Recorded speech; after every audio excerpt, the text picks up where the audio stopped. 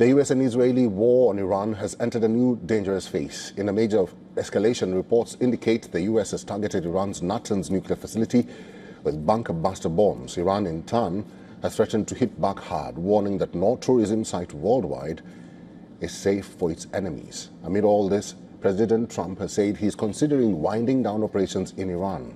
Here's a report.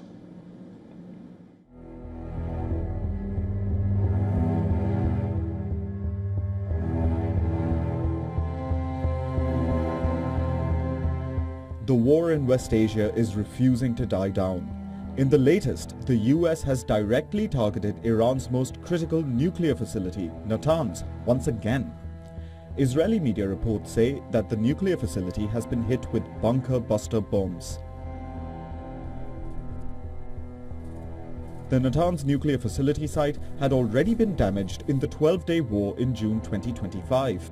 Satellite images had shown structural destruction, but the latest strike marks a significant escalation. Tehran says the attack has raised the legal and diplomatic stakes of this war. And Iran will not be holding back. The IRGC has warned that tourism sites across the world are no longer safe for Iran's enemies. The threat renews concerns that the war may spill over far beyond West Asia. With both sides threatening to climb the escalation ladder, the war in West Asia seems far from over.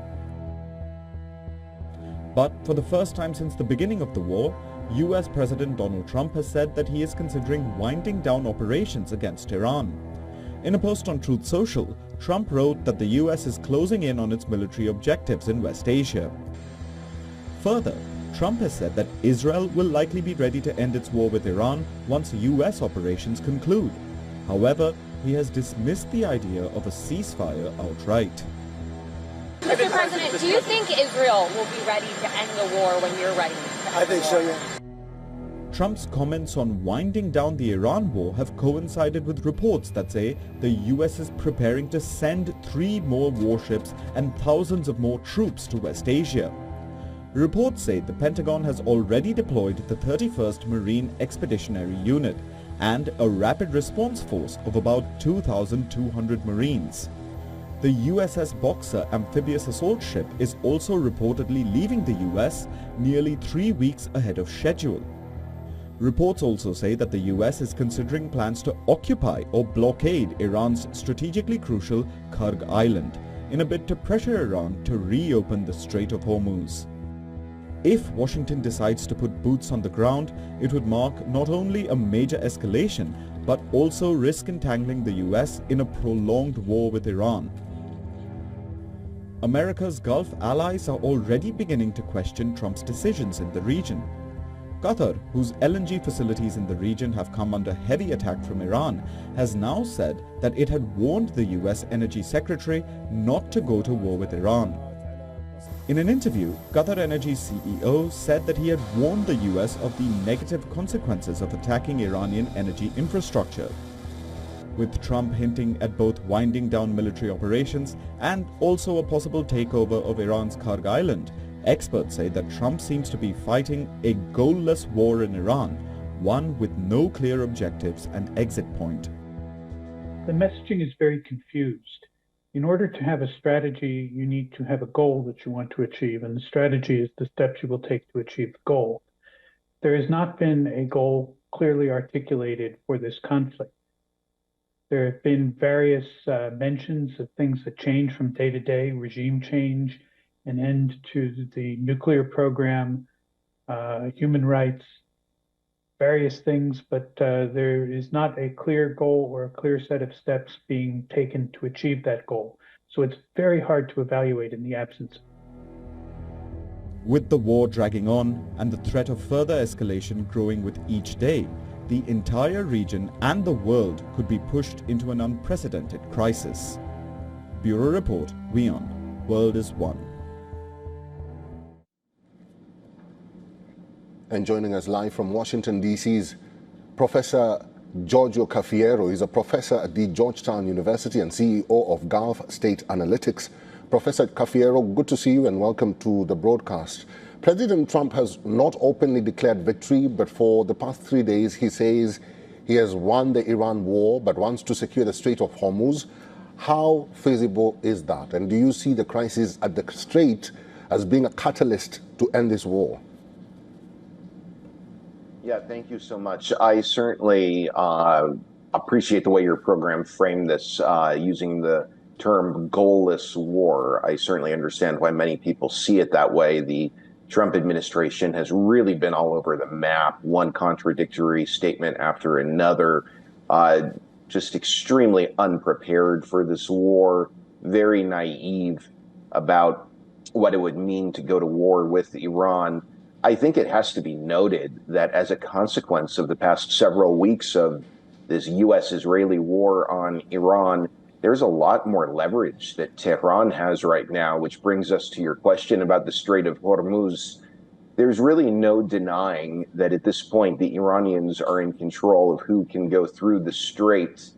Countries around the world that want to access the Strait of Hormuz are now having to really go to Iran and essentially work out an arrangement with them. That is real geopolitical and geoeconomic leverage that the Iranians have right now. And I don't think that that's going to go away anytime soon. I think this idea that the U.S. is going to be able to ensure free passage for U.S. vessels as an outcome of American force being intensified against the Iranians at the Strait is really unrealistic. The Iranians will be able to obstruct movement through the strait very easily. And I just don't think that there's a military solution to that dilemma. Cafiero, do you think both America and Israel have an exit plan for the war? Well, that's a great question. I think it's important to acknowledge that the U.S. and Israel are not exactly on the same page. I don't think it should be too taboo or controversial to point that out now. I think the Trump administration is quite concerned about the stability of the global economy, very concerned about energy markets, concerned about the economic pain that is going to be felt in the United States as a consequence of this war. Israel is a lot less concerned about all of that and much more focused on trying to foment as much chaos as possible inside Iran, trying to, if they're not able to completely collapse the Iranian regime, at least try to instigate internal conflicts inside Iran, try to fragment the country as much as possible. So I think Israel doesn't exactly want to think of an exit right now. I think Israel wants to see the United States stay in this fight for a long time. Trump, on the other hand, I think he is clearly, as we can tell from his social media posts of the past 2 or 3 days, he's signaling that he wants to wind this conflict down. I think probably what we can expect from Trump, it is obviously an unpredictable situation. No one knows exactly what's going to happen. But I think something we could expect is for Trump at some point soon to declare that the United States has achieved a victory. And objectively speaking, he could point to the massive amount of damage that the U.S. has inflicted on Iran's military and claim that as a consequence of this war, the Islamic Republic is less of a threat, and then try to present that as a victory and make headlines that way. But of course, that leaves many questions open about Iranian attacks on U.S. allies and partners in the region that could continue after the U.S. declares a victory. That sort of opens up a whole other discussion, though. Professor Cafiero, finally and very quickly, why are the U.S. and Israel finding it difficult to accomplish their objectives and even goals in this war? Have you traced some of their miscalculations despite the narrative now shifting towards this war was a mistake? Well, I think that as a consequence of everything that happened in 2024, 2025, with the fall of the Syrian government, the severe blows that Hezbollah withstood during its 2023-2024 war with Israel, then also the Israeli-Iranian 12-day war of June 2025, and then the protests inside Iran that took place in December of last year and at the beginning of this year. There was an assessment in Washington and Tel Aviv that Iran was very weak and that the United States and Israel could just wage military operations against Iran for a few days, then the regime would become very, very fragile, and the citizens of Iran would just sort of rise up and topple the Islamic Republic. That was a real miscalculation. Granted, Iran did become weaker because of those events and those developments I just mentioned, but the U.S. and Israel, I think, greatly overestimated the extent to which Iran had been weakened, underestimated the real strength that Tehran retained. And in light of the sustained attacks that Iran has been carrying out against Israel, the extent to which Iran has been able to continually foment all this chaos in the Gulf by firing missiles and drones at GCC states, the latest news concerning Diego Garcia, I think it's clear that the U.S. and Israel waged a war against an Iran that had much more military might than either the Americans or Israelis really appreciated.